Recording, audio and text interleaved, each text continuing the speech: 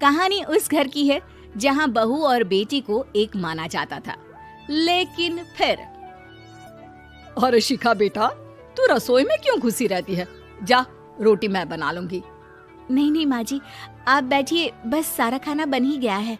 श्वेता को बोल देती हूँ, वो खाना लगा देगी सबका। सॉरी भाभी, मेरे पास वक्त नहीं है। माँ, मुझे पैसे देना, पार्लर जाना है। हाँ हाँ चली जाना, भाभी को भी ले जाना। वो भी जाने को बोल रही थी पार्लर, पर पहले ना मदद कर दे उसके खाना लगाने में। देख माँ, वो बहू है, उसे बहू रहने देना, इतना सर पर मत चढ़ा भाभी को। श्वेता, ज्यादा मत बोला कर। बहू और बेटी में कोई फर्क नहीं होता है। जा जाकर काम कर। ननद को माँ का भाभी से इस तरह प्यार करना बिल्कुल अच्छा नहीं लगता। वो बार बार किसी न किसी तरह माँ को भाभी के खिलाफ भड़काती रहती, लेकिन कोई फायदा ना होता। एक रोज, अरे बेटे किशन, जा बहू को कहीं घुमा कर ला, सारा दिन घर में काम करती रहती है। हाँ हाँ माँ, हम लोग जा रहे हैं ना गोवा। अच्छा जी, भाभी ने तो हमें बताया भी नहीं। वैसे तो सारी पंचायत करती है, ये गोवा वाली बात क्यों छुपा गई हमसे? अरे क्योंकि उसे खुद नहीं पता था बहन।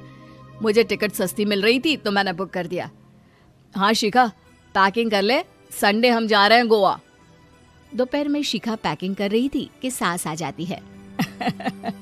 ये क्या बहू, साड़ियाँ? अरे गोवा जा रही है घूमने या फिर शादी में मायके हैं? माँ जी, ऐसा कुछ है ही नहीं, समझ में नहीं आ रहा क्या रखूं कपड़े में। अरे तेरी और श्वेता की साइज तो एक ही है, उसके कुछ मॉडर्न कपड़े ले ले, आकर लौटा देना। हाँ माँ जी, ये ठीक रहेगा। शिखा श्वेता के पास जाती है और उससे कपड़े मांगती है। ना जी ना, मैं अपने कपड़े ना दूं, वैसे भी फैल जाएंगे मेरे कपड़े, बहुत महंगे वाले हैं। शिखा मुंह लटकाकर कमरे में आ जाती है तो सास कहती है, चल तैयार हो जा, तुझे मैं शॉपिंग करा कर लाती हूँ गोवा की। बस फिर क्या था, सास बहू निकल जाते हैं मार्केट और एक से बढ़कर एक ड्रेस खरीद कर घर आते हैं। पहले बता देती कि नए कपड़े दिलाने वाली है भाभी को, तो मैं अपने ही दे देती ना भाभी को, मुझे दिला देती नए कपड़े।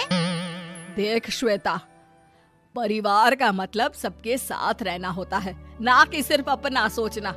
वैसे भी तुझे अच्छे संस्कार सीखने चाहिए। और रही बात कपड़ों की, तो शिखा, आज से घर पर भी तू मॉडर्न कपड़े ही पहनेगी। कोई जरूरत नहीं है ये साड़ी वाड़ी लपेटने की। अब क्या था, घर पर श्वेता और शिखा एक जैसे रहते। एक बार पड़ोसन आती है। अरे बेटा, अपनी माँ को तो बुलाना जरा, बात करनी है। शिखा सास को बताती है और रसोई में चली जाती है। ये आपकी बेटी बहुत बड़ी हो गई है, इसके लिए एक रिश्ता है, कहो तो बता दूं। ये बेटी नहीं बहू है, घर में सब एक जैसा ही रहता है। वैसे मेरी बेटी भी बड़ी हो गई है, कोई रिश्ता हो तो जरूर बताना। पड़ोसन रिश्ता लेकर उन लोगों के घर आती है। तब श्वेता की होने वाली सास कहती है, तो ये घर है, कितने मंजिल का है? और ये बहू ने आपकी क्या पहन रखा है, जीन्स टॉप? अरे भाई, साड़ी वाड़ी नहीं है क्या इसके पास? देखिए, सर्दी है तो साड़ी में बहू कैसे मैनेज करती, वैसे पहनती है साड़ी भी।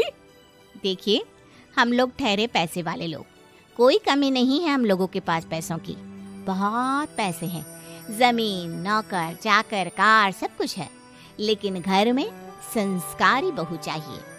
समझ रही हैं ना आप? सास कुछ कहती कि श्वेता बोल पड़ती है, हाय रे, नौकर चाकर से लेकर जमीन, कार, पैसा, हाँ हाँ, मुझे रिश्ता मंजूर है मुझे।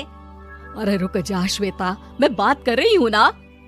देखिए, हम लोगों के घर इतनी आजादी नहीं मिलेगी। अरे हाँ कर देना माँ, हाँ कर दे जल्दी से। सास क्या करती, बेटी की शादी ऐसे घर में कर देती है जहाँ ना उनके विचार मिलते हैं और ना ही आचार। शादी के बाद एक रोज फोन पर, श्वेता बेटा, एक बार घर आ जा, बहुत दिल करता है तुझे देखने का। माँ, वो घर पर बहुत काम होता है, कैसे आऊँ? बड़ा घर है, लेकिन आने जाने वालों की लाइन ही लगी रहती है। बेटा, मैं तो जानती थी उस घर का हाल, लेकिन तू ही नहीं मान रही थी। माँ देख, हर घर का यही हाल है। तेरी बेटी को यहाँ घूंघट हटाने की परमिशन नहीं है और एक तरफ भाभी स्कर्ट पहनकर घूम रही है। बेटा, मुझे क्या पता था कि मेरी बेटी को ससुराल के नाम पर पिंजरा मिल जाएगा। अच्छा माँ, फोन रखती हूँ, सास को गर्मा गर्म रोटी खिलानी है। तुम लोगों की तरह नहीं कि एक रोटी बनाओ, एक सब्जी बनाओ, फिर सारा दिन फ्री होकर घूमो। सास फोन तो रख देती है, लेकिन सोच में पड़ जाती है कि एक तरफ बेटी जिसे कोई आजादी नहीं, वहीं दूसरी तरफ बहू जिसे देखकर लगता ही नहीं कि उसकी शादी भी हुई है। अगले रोज। शिखा, अरे ओ शिखा। हाँ माँ, क्या हुआ? कुछ चाहिए आपको? मैं जिम जा रही थी। जिम के कपड़ों में बहू को देखकर सास को घूंघट में अपनी बेटी का ख्याल आता है। देख बहू, घर में बहू की तरह रहा कर। इतने टाइट कपड़े पहनकर जिम जाना पसंद नहीं मुझे। जा जाकर रोटी बना। रोटी? माँ, अभी तो शाम के 6 बजे हैं, इस वक्त रोटी? अब क्या मेरे खाने पीने पर भी पहरा है? अरे जब मर्जी तब मैं अपने घर में खा भी नहीं सकती क्या? बहू को अजीब लगता है। वो समझ नहीं पाती कि जो सास कल तक इतनी सपोर्टिव थी, उन्हें अचानक से क्या हो गया। वो किचन में जाती है, गरम रोटी के साथ 2 तरह की सब्जी, रायता, सलाद सब लेकर सास के पास आती है। माँ जी, खाना। इतना सारा खाना? राक्षस समझा है क्या मुझे? रोटी मांगी थी मैंने गर्मा गर्म बस। पर माँ जी, रोटी खाती किससे आप? सब्जी तो बनानी थी ना। अरे भूख मर गई मेरी तेरी बहस से। जा जाकर काम कर, अंदर पूरी रसोई साफ कर। बहू अंदर चली जाती है। थोड़ी देर में श्वेता घर आती है। अरे शिखा, जल्दी से चाय ला, पकवान बना, मेरी बेटी आई है। अरे नहीं नहीं माँ, ड्राइवर बाहर खड़ा है। मैं तो घर का कोई सामान खरीदने के बहाने यहाँ आ गई हूँ, मुझे जाना होगा। अरे बेटा, पर कितने दिनों बाद देख रही हूँ तुझे, रहने आ जाना 2-4 दिन के लिए। आ जाऊंगी माँ, जब मेरी सास मरेगी तब। मैं तो रोज मन्नत मानती हूँ कि मेरी सास मर जाए तो अच्छा है।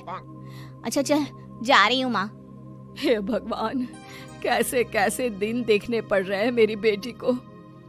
सास अंदर जाती है, जहाँ श्वेता की जिम वाली सहेली का फोन आया होता है। क्या बात है, आज जिम नहीं आई?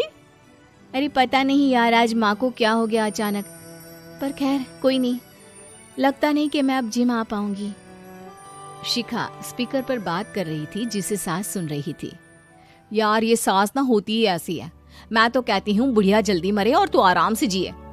शिखा को सहेली की बात पर गुस्सा आ जाता है। माँ के मरने की कौन सा बच्चा दुआ मांगता है मोहिनी? आगे से ऐसी बात मेरे सामने मत करना। हमारे घर की शोभा ही माँ है। क्या हुआ जो थोड़ी सख्ती दिखा रही है? उसमें भी कोई ना कोई उनकी भलाई ही होगी। मैं तो कहती हूँ भगवान मेरे जैसी सास सबको दे, जो सिर्फ माँ की तरह है। सास वाली तो कोई बात ही नहीं है उनमें। सास ये बात सुन रही थी। उनकी आंख में आंसू आ जाते हैं कि क्यों वो बेटे की किस्मत में बहू को भी भागीदार बना रही थी। शिखा, अरे ओ शिखा, क्या हो गया? जिम नहीं जाना क्या?